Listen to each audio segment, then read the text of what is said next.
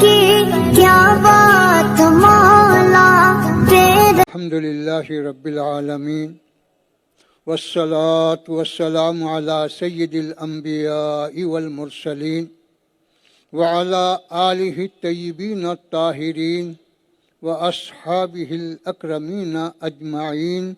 اما بعد. بزرگان ملت، برادران عزیز، آج ہم اپنے وطن عزیز کی 75ویں سالگرہ آزادی کی مناسبت سے منا رہے ہیں. آپ جانتے ہیں کہ آزادی کا مطلب کیا ہے؟ آزادی کا مطلب چھٹکارا پانا. کس سے چھٹکارا پائیں گے؟ ظلم سے. کس سے چھٹکارا پائیں گے؟ جو چیز ہمارے لیے قابل قبول نہیں ہے اس سے چھٹکارا پائیں. جو چیز عدل و انصاف کے خلاف ہے اس سے چھٹکارا پائیں گے. جو ہمارے لیے نقصان دہ ہے اس سے ہم چھٹکارا پائیں گے. چھٹکارا اچھی چیز سے نہیں پایا جاتا. چھٹکارا انصاف سے نہیں پایا جاتا. چھٹکارا خیر سے نہیں پایا جاتا. شر سے چھٹکارا پایا جاتا. برائی سے چھٹکارا پایا جاتا. اور اس قسم کے تمام نقصان دینے والی چیزوں سے چھٹکارا پایا جاتا.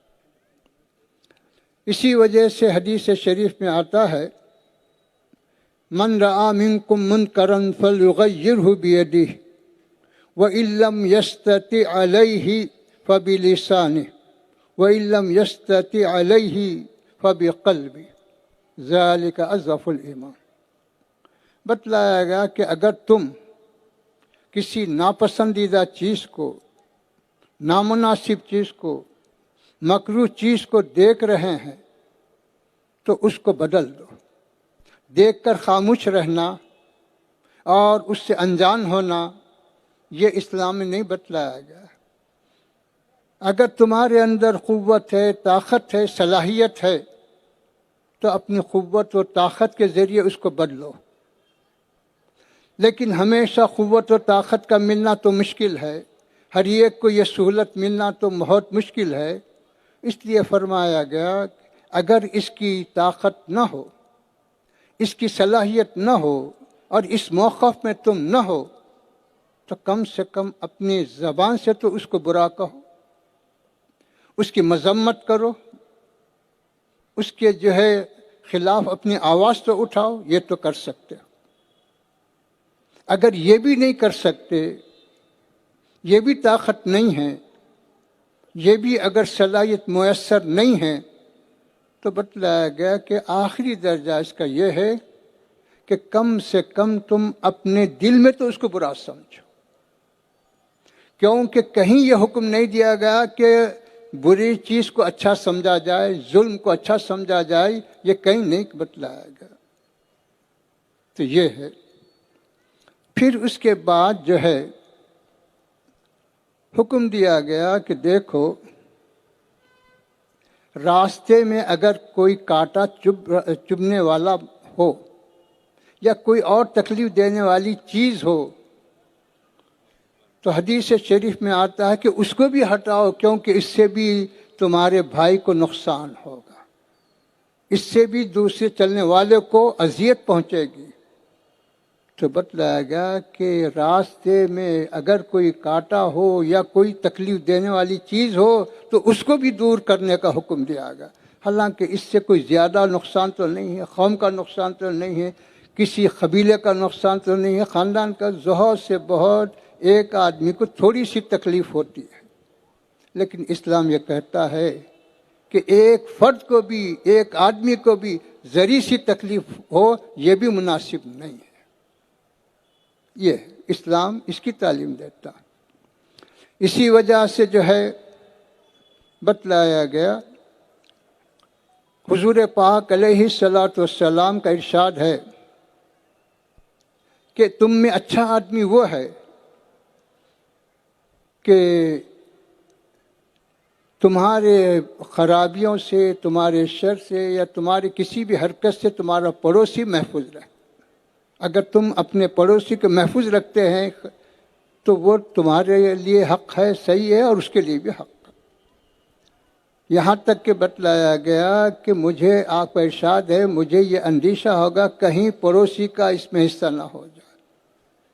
تو میرے بزرگوں اور دوستو، غور کرو کہ پڑوس کا تعلق کیا ہے۔ پڑوس کے لیے ضروری نہیں ہے کہ وہ ہمارا ہم مذہب ہو، پڑوس کے لیے ضروری نہیں ہے کہ وہ ہمارے خاندان کا ہو، پڑوسی کے لیے ضروری نہیں ہے کہ وہ ہمارا کوئی رشتہ دار ہو۔ بتلایا گیا کہ عدل و انصاف کے معاملے میں، حق و صداقت کے معاملے میں جو ہے مذہب کو نہیں دیکھا جائے گا، رشتے کو نہیں دیکھا جائے گا، کسی اور چیز کو نہیں دیکھا جائے گا، وہاں صرف حق اور انصاف کو دیکھا جائے گا۔ رنگ، نسل، وطن اور یہ ساری چیزیں بعد ہیں، حق اور انصاف پہلے۔ تو یہ بتلایا گیا ہم کو۔ تو اسی طرح میرے بزرگوں اور دوستو، حق و باطل کی جنگ آج سے نہیں ہے، لاکھوں سال پہلے سے چلی آ رہی ہے۔ حضرت سیدنا ابراہیم علیہ السلام نمرود کے مقابلے میں کھڑے ہوئے تو کوئی ذاتی جھگڑا تو نہیں تھا، وہاں بھی حق و باطل کی جنگ تھی۔ اسی طرح تفصیل میں جانا تو نہیں ہے، حضرت امام حسین رضی اللہ تعالی عنہ نے بتلا دیا کہ حق و صداقت کے معاملے میں، عدل و انصاف کے معاملے میں میں جو ہے خاندان کو نہیں دیکھوں گا، میں کسی کے مسلمان ہونے کو نہیں دیکھوں گا، میں کسی کے وطن کو نہیں دیکھوں گا۔ ان ساری چیزوں کو آپ نے ختم کرتے کہا کہ اگر سامنے والا حق و انصاف پر ہے تو میں اس کی تائید کروں گا، نہیں ہے تو وہ کچھ بھی ہوگا میں اس کی تائید نہیں کر سکتا۔ تو بتلائیے آپ کہ یہاں حضرت امام حسین کی شہادت کسی اور بنیاد پہ نہیں ہے، کسی اور سبب سے نہیں ہے، صرف حق و صداقت کی بنیاد پر آپ نے ساری چیزوں کو ختم کیا۔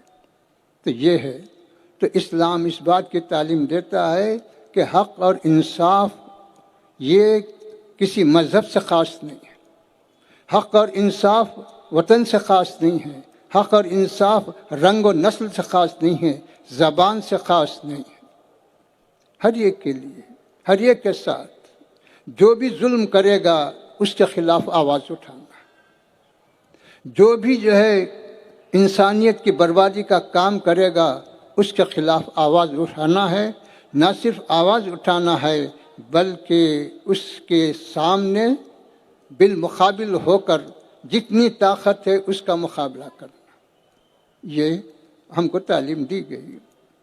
اسی طرح جو ہے ہمارے ملک پر جب انگریز قابض ہوئے، ان سے ہمارا کوئی ذاتی جھگڑا تو نہیں تھا، کوئی ہمارا اور معاملہ تو نہیں تھا، صرف یہی تھا کہ وہ ہم کو آپس میں لڑاتے ہوئے اپنی حکومت چلانا چاہتے تھے، ہندو اور مسلم کی تفریق ڈال کر اپنا معاملہ سیدھا کرنا چاہتے تھے، یہاں کے لوگوں کے حقوق تلف کر کے اپنے ملک اور اپنے ملک کے لوگوں کو آباد کرنا چاہتے تھے۔ یہی ان کا ہمارا جھگڑا۔ یہ چیز ہوتی رہی، چلتی رہی، لیکن قانون قدرت ہے کہ کسی بھی چیز کی ایک انتہا، جس طرح ایک ابتدا ہے ہر چیز کی اس کی انتہا بھی ہے۔ یہ نہ سمجھا جائے کہ جب کوئی چیز شروع ہوتی ہے تو ہمیشہ باقی رہتی ہے، ایسا نہیں۔ فرعون آیا، ابتدا ہوئی، انتہا بھی ہوئی، نمرود آیا، ابتدا ہوئی، انتہا بھی ہوئی، ہر ایک کی ابتدا اور انتہا ہے، کوئی ظالم ہمیشہ باقی رہنے والا نہیں رہتا۔ حدیث شریف میں آتا ہے کہ انصر اخاک ظالمن کان او مظلومن، تم اپنے بھائی کی مدد کرو، وہ ظالم ہو یا مظلوم ہو۔ تو صحابہ نے عرض کیا کہ حضور، مظلوم کی مدد کرنا تو سمجھ میں آتا ہے، لیکن ظالم کی مدد کیا ہے؟ تو آپ نے فرمایا کہ ظالم کو ظلم سے روکنا یہ اس کی مدد ہے۔ تو آپ نے یہ نہیں فرمایا کہ مسلمان ہے تو ظالم ہے تو اس کو چھوڑ دو، یا کوئی جب مسلمان ظالم ہے تو اس کو نہیں چھوڑا جا سکتا، تو پھر دوسرے کو کیسا چھوڑا، اس کو کیسے ہم برداشت کر سکتے ہیں؟ تو اس کی ظلم کے خلاف آواز اٹھانا یہ فطرت انسانی ہے، یہ تعلیمات اسلام ہے۔ تو اس طرح سے جو ہے اللہ سبحانہ و تعالیٰ کا ارشاد ہے کہ جب کوئی نیک مقصد کے تحت میدان عمل میں آتا ہے، وَالَّذِينَ جَاهَدُوا فِينَا لَنَهْدِيَنَّهُمْ سُبُلَنَا، تو جو لوگ ہماری راہ میں مجاہدہ کرتے ہیں، کوشش کرتے ہیں، جد و جہد کرتے ہیں، ہم ان کے لیے اپنے راستے کھولتے ہیں۔ تو پہلے ہماری محنت، ہماری ہمت اور ہماری جو ہے اخلاص کی نوعیت، یہ چیزیں اگر پیش کی جائیں تو پھر بعد میں اللہ کی نصرت آتی ہے، اللہ کی مدد شامل حال ہوتی ہے۔ تو اس طرح سے ہمارے حضور پاک علیہ الصلاۃ والسلام ہجرت جو فرمائے، ہجرت کا مطلب کیا تھا؟ ہجرت کا مطلب یہی تھا کہ جائیداد چھوڑ دیں، مال و متاع چھوڑ دیں، خاندان و قبیلہ چھوڑ دیں اور ساری چیزوں کو چھوڑ دیں۔ لیکن اس کے چھوڑنے کا مقصد کیا تھا؟ اس کے چھوڑنے کا مقصد یہ نہیں تھا کہ ہم جو ہے حق سے جو ہے دور ہو جائیں یا حق کے معاملے میں سکوت اختیار کریں، یہ نہیں تھا، بلکہ یہاں حکمت عملی یہ تھی کہ ہجرت کر کے اپنے مظلوم بھائیوں کی مدد کی جائے، پھر اس کے بعد طاقت پیدا کر کے ان ظالموں کا مقابلہ کیا جائے۔ یہ مطلب تھا۔ ہجرت جو ہے کمزوری کی علامت نہیں، ہجرت اختیار کے ساتھ کی گئی، مجبوری کے ساتھ نہیں کی گئی۔ سراقہ جب پیچھا کر رہے تھے، حضور پاک علیہ الصلوۃ والسلام نے جب نگاہ ڈالی تو وہ زمین میں دھسنے لگے۔ پھر جب توبہ کی تو پھر وہ آپ نے دعا فرمائی، وہ نکل۔ تو یہ اختیار والی ہجرت تھی، مجبوری کی ہجرت نہیں تھی۔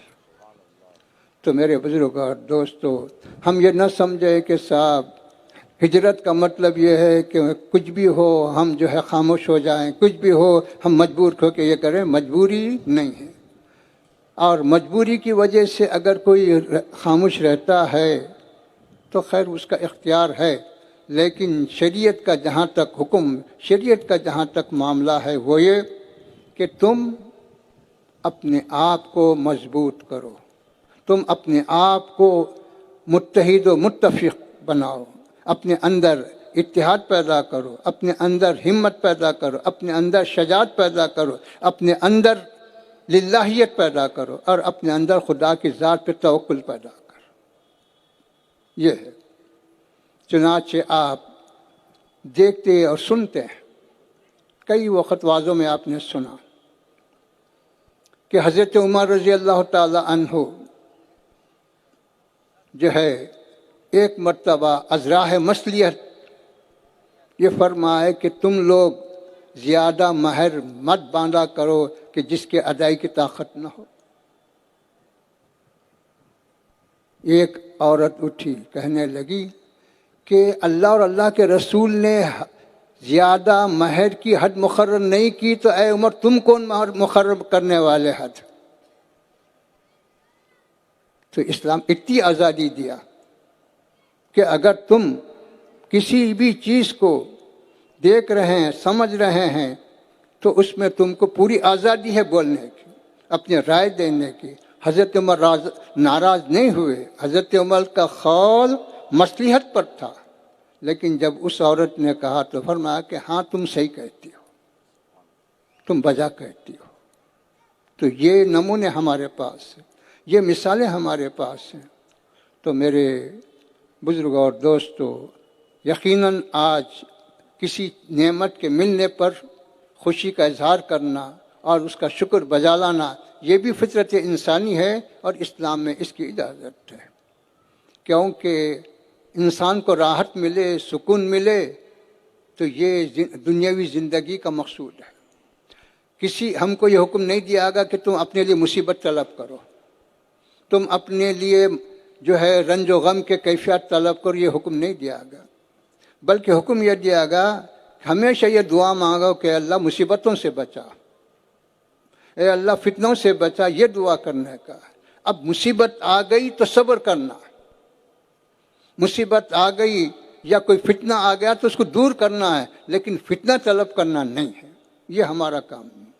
تو اس طرح سے یہ نعمت ہے، یہ راحت ہے، یہ سکون ہے، اس پر ہم کو شکر بجا لانا ہے اور اس کی بقا کے لیے کوشش کرنا ہے۔ اللہ سے دعا ہے کہ اللہ ہم سب کو ایک بنائے، نیک بنائے۔